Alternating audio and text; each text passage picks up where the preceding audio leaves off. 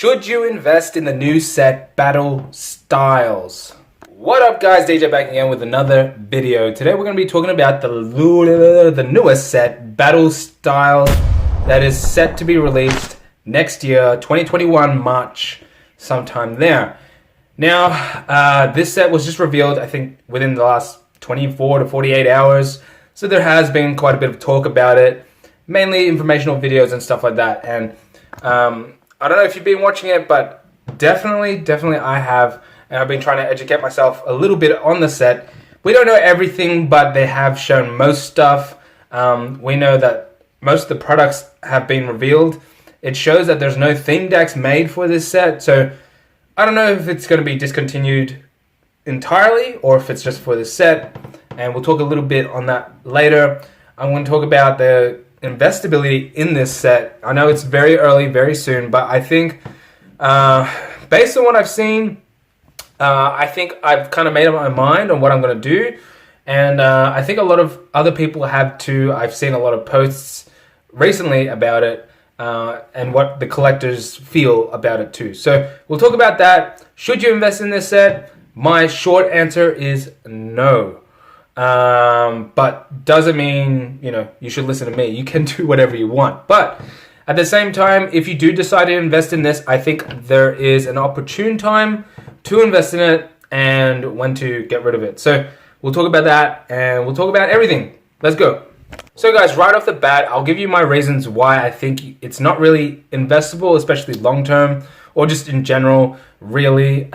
We've seen sets like this before. This is a very playable set. This is for competitive play, and I don't know if you guys play competitively or not, but we've seen sets like this before, and they don't do that well, all right, in regards to investing wise. So if you're looking to invest in something, you're hoping to gain money off it, you're hoping to resell months down the line, or hold on to and see if the value goes up or if it holds value. I think this set and many other Pokemon sets do hold value. Even the worst sets out there, Steam Siege, Crimson Invasion, all those kind of sets have still held their value. If you look for a booster box of these sets, in particularly Australia, because that's where I'm from, but these sets have grown by maybe $10, $20, all right? So they've held value, or at the very least. So I think that will happen with this set too. However, I think because of the whole playability thing, it doesn't really draw attention much to the investability side. And what I mean by that is a lot of the collectors I've spoken to or I've seen talk about this set, they are not interested at all. They do not, it doesn't really appeal to them. It definitely appeals to the competitive players. There's new sort of cards talking about the Rapid Strike and Single Strike. So those are terminology for a lot of the competitive players out there. And I must admit that I don't really know many competitive players. I know there's people out there. There's tournaments that go on. Now, with the whole Corona thing, I think tournaments have taken a bit of a dive. But this set's due to come out next year, March, and I think tournaments will be kind of open again for depending on how COVID happens, really. By that time, maybe there will be tournaments up and coming, and I think that's what they're projecting. So this set is definitely designed for competitive players and people who play the game. So not saying that a lot of us don't, but I think it's just definitely a different market. It's not really a niche market, but it kind of is. A lot of the collectors I speak to don't even play the game, don't know how to play the game. And I think that's a lot to do, like the same with the investors and the scalpers and all that, flippers, if you want to put them all in the same boat, really. So competitive players will be looking to get this set. I think they're probably the most excited for it, and I think it's good in that sense because Pokemon needs to look after the people who play competitively, because that is part of their target market besides the collectors. So the competitive players are getting looked after in this set particularly. There is no Charizard in this set. That is kind of cool as well, I guess, for some people, and for some others not really. But definitely unique designs that have a stamp on the Rapid Strike, and the Single Strike kind of cards. Okay, all right, not bad, I guess. But like I was trying to say before, with competitive cards and competitive sets, right? Once that set's kind of finished, all right, because with the competitive play, they got sets in rotation. So once this set is like finished, like it's no longer be able to play competitively. It's kind of like there's no real use for it. Now, in that sense, it takes a dive in price. We've seen that with Roaring Skies. Roaring Skies had that Shaman, really competitive card, and that dipped in price hugely once it was out of rotation, and once, of course there was a reprint too, and there was a lot of more Shamans out there. But once the Shamans have, finished their use, all right, they stop being useful in play, the price, it's just like, oh, well, you don't really need this card anymore. People will just offload them as well. So I feel like that will happen like with this kind of set as well. If you are planning to invest in a set like this, I think there's still money to be made, but early on, especially when the set just comes out. So if you decide to buy certain products and flip them straight away, or maybe open up some packs and hopefully pull some decent cards, you could sell those singles for decent prices, I think, at the very beginning when you get those cards in, because people will be looking for those cards straight away to build a deck or to start playing, and that's where you can probably cash in a lot. But moving forward, I don't really see it as being a highly investable set. I think all Pokemon sets you can technically invest in. However, you kind of need to be a bit picky sometimes, especially if you don't have that much of a cash flow or much money to drop on Pokemon. And if you're anticipating sets like the 25th anniversary and Shining Fates and stuff like that, you probably don't want to be like dropping money everywhere on each and every set, because it's simply not affordable, especially for a lot of the low income earners as well. So I'm actually going to probably skip this set entirely, besides getting the sealed booster pack art set, because I collect booster pack art sets, so I will be doing that 100%. But as in collecting wise and buying up products to invest in, I probably won't. The collecting aspect, I think people will still do, especially people who just genuinely collect all the sets. I know I got a friend of mine who just collects every single set that comes out, and he just buys everything that comes out and just completes a binder collection, and that is fine too. I think people will still do that, but as an investment standpoint, it doesn't have that shock value or that hype value really. No, I know people talk about that hype value, and sometimes that is just misleading as well for some investors as well. But some sets you just kind of need a bit of that hype too, and I have spoken about that before.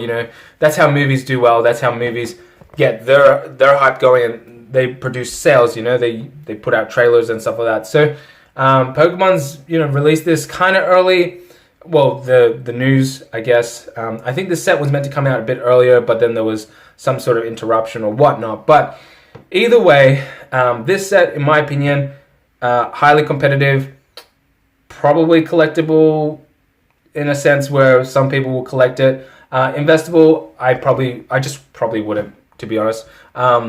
Investing in this game is always a risk, and you always got to pick your poison, right? You got to pick which sets you go after and what sets to kind of just skip. And I think this is one to kind of just skip over.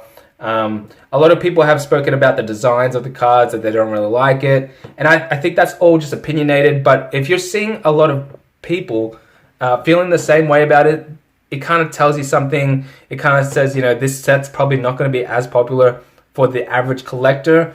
And, when you're investing, you're purely thinking about the money side of things. You're not really looking at I guess, the collectability or just like the competitive play side of it. Even though those two things, influence you resellers a lot, because, you need sets to be collectible, you need sets to be a little bit playable for you to be like questioning whether you invest in it or not. And, we've seen sets do really well that weren't competitive at all. Evolution's not really a competitive set. It's done pretty well recently.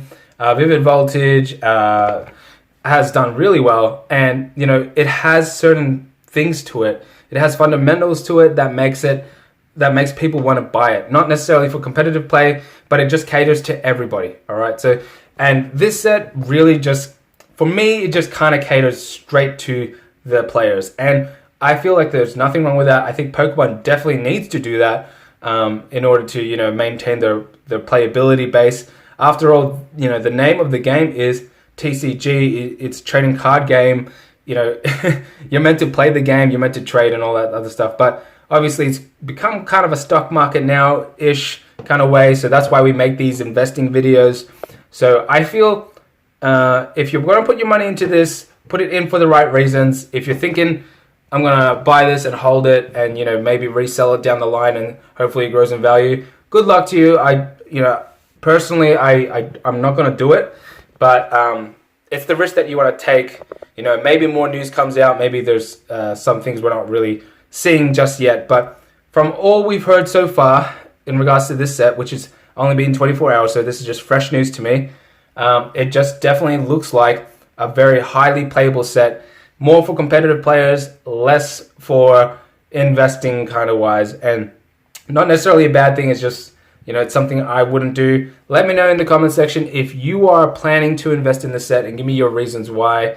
As I've said before, pretty much every single Pokemon set has at least held their value in some shape or form, even the bad ones too. So this could potentially be a bad set by the looks of things, but, you know, in regards to design and popularity and all that. So we'll just see how it goes. I'm going to leave it. You know, if it turns out to be really well and I'm really wrong, that's fine too. I'm not going to be scared of missing out buying the product or anything like that. So if this set's not that popular, I think pre-orders and stuff should be decently, you know, available. I don't see people crashing down the internet to try to get these ETBs, which they have two versions of the ETBs, which is kind of interesting as well. But I don't see too many people going after it as strong as Shining Fates. So I think it's going to be, you know, kind of like Unified Minds was to Hidden Fates, where Hidden Fates just overtook Unified Minds. People weren't talking about Unified Minds for ages. Hidden Fates just, you know, took the world by storm. And I think Shining Fates will do something very similar. And, you know, it would still have that effect by the time this set comes out. And it's just like, well, who cares about this set? Let's just stick to Shining Fates. It's pretty much Hidden Fates 2.0 kind of thing. So that's all I have, guys. Let me know what you think. Enter my giveaways. There's a Christmas giveaway. I'll be announcing that winner on the 20th of December. Feel free to join that. See you guys next time. Bye.